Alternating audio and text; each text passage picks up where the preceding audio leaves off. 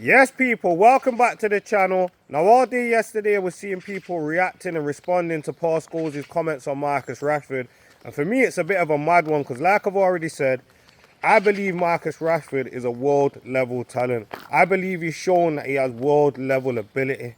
But his consistency isn't of a world-class player. Not at all. But when it comes to that, I can't totally blame him because no one at United has been able to stay consistent by Bruno Fernandes. No one. We've had some world-class players that have came in the primes and they've not even shown that they've got ability, never mind being able to produce it consistently. So the club definitely has to hold some responsibility for not being able to get any consistency out of players. 100%. But the thing I can hold Rashford responsible and accountable for is his mentality and the way he conducts himself. And look, here's another clear example of it. You've just gone into the Champions League, smashed it, scored 2 goals, took all the headlines and took all the plaudits. 2-3 days later, what do? Turn up late and get dropped from the starting 11. It's poor, lad. It's poor. And I'm one of the biggest fans of Rashford, but it's poor, mate. Yeah? It don't reflect well on him.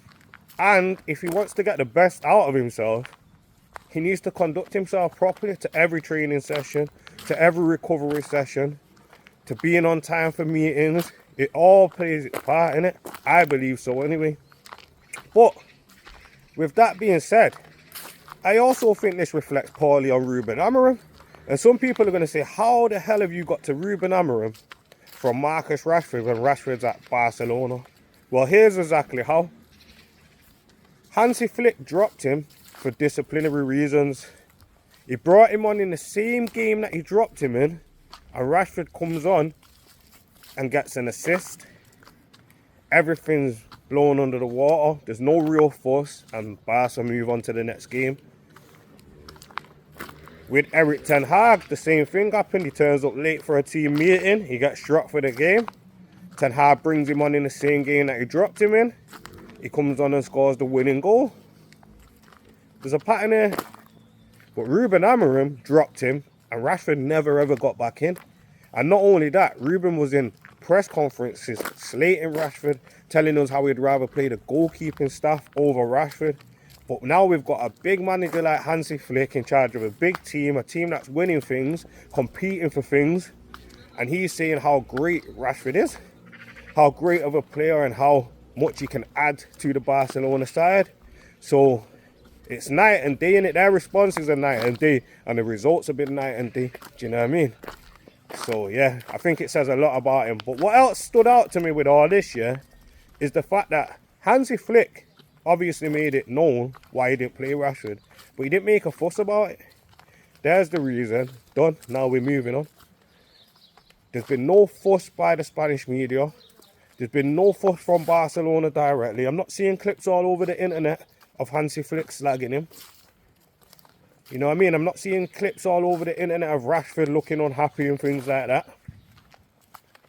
But the English media are pushing this story more than anything. Why? He doesn't play in England right now. I know he's an English player, but he does not play in England right now.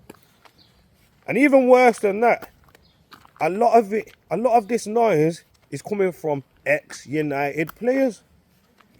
And it's funny because this morning I woke up and I seen a comment made by Ericsson, and he was just saying how much pressure the ex-pros are putting on the players. And Ericsson's an experienced world-level player. He doesn't play for us no more, and he's saying a lot of these pros are putting a lot of pressure on the team, and the negativity is no good. And I believe that too, mate. I believe that too. Now, I know a lot of them are pundits. I know a lot of them are just, for some of it, it's just doing the job. But I also believe that they're well aware that United gets extra clicks. They're well aware that when you push negativity on the players of United and things like that, it gets extra clicks. And I think they're also well aware that a lot of politics plays its parts when it comes to Marcus Rashford. Because, let's be honest, Jack Grealish is now at Everton. And the reason he's there is because of the way he lives his life outside of football. Let's have it right. But when it comes to Jack, for whatever reason, it's just Jack the lad. It's just Jack the lad doing Jack the lad stuff. But when it comes to Marcus Rashford, it's a total different case. And I don't think it takes a rocket science to work out exactly why. I don't think so. And I'm someone that doesn't use certain cards at all. But I'm also not a fool. Make of that what you will. Either way though, I feel like Marcus Rashford is going to have a great season this season. I hope he does knuckle down so he can get the very, very best out of himself. Because I believe the very best of Marcus Rashford is top 10, maybe top 5 Ballon d'Or. I believe so. Let's see what he can do with this season. What do you guys think though? Like, share, comment and subscribe.